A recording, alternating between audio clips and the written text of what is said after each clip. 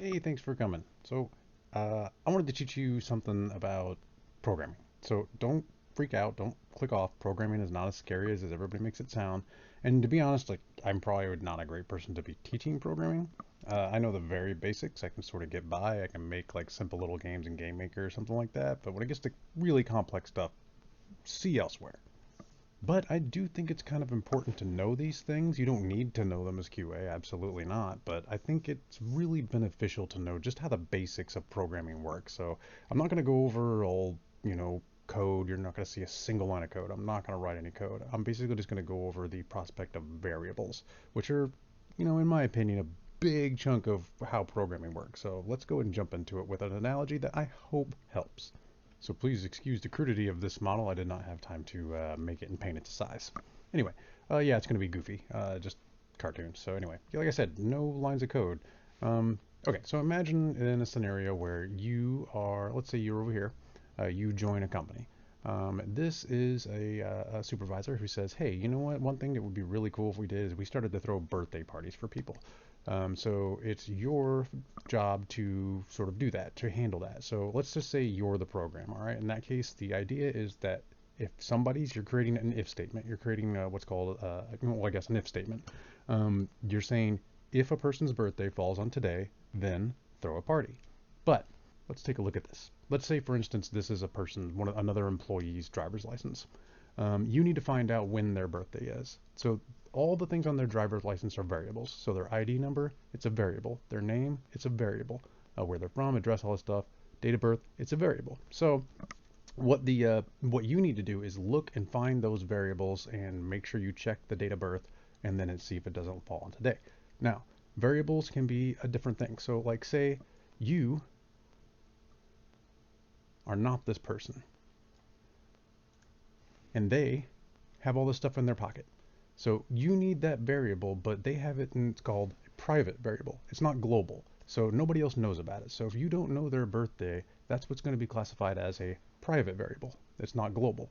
What you need to do is find a way to make this private variable into a global variable so that then you can track it across actors or objects. So in a video game, things are usually tracked in objects. So like you're an object, let me see, this person's an object, the supervisor is an object.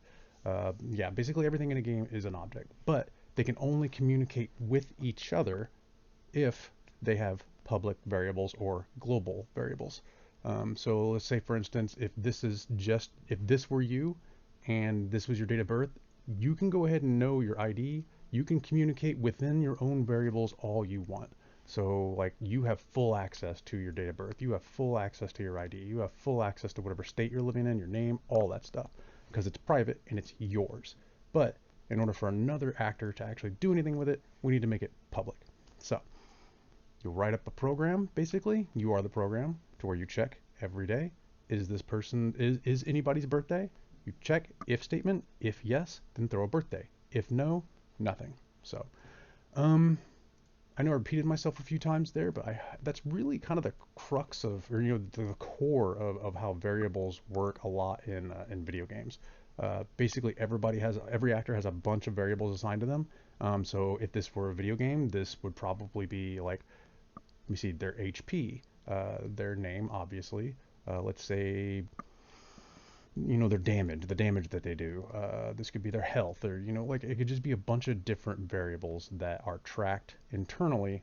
And let's say if you shot a bullet at, this is getting dark. If this character shot a bullet at this character, they would have to detect whether the bullet has collided with them, and then you guessed it, do another if statement. And if I'm colliding with this bullet, then please take this variable and reduce it by, let's say, 10. So if a bullet did 10 damage, you'd say, all right, what's my health variable? All right, I found my health variable. What do I do with it? All right, I would like you to reduce it by 10 every time it overlaps a bullet. So just to recap, basically variables are numbers. There's private variables and there's public variables.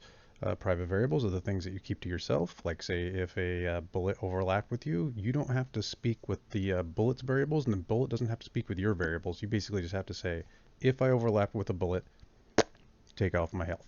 So that would be like the example of a private variable. But like we said in our example with the birthdays, public variable, you would need to make sure that, hey, other actors can see this variable. Other actors can see this metric that I'm the owner of. So it seems, yeah, like I said, it's super reductive, but hopefully that analogy really helps you guys better understand the variables.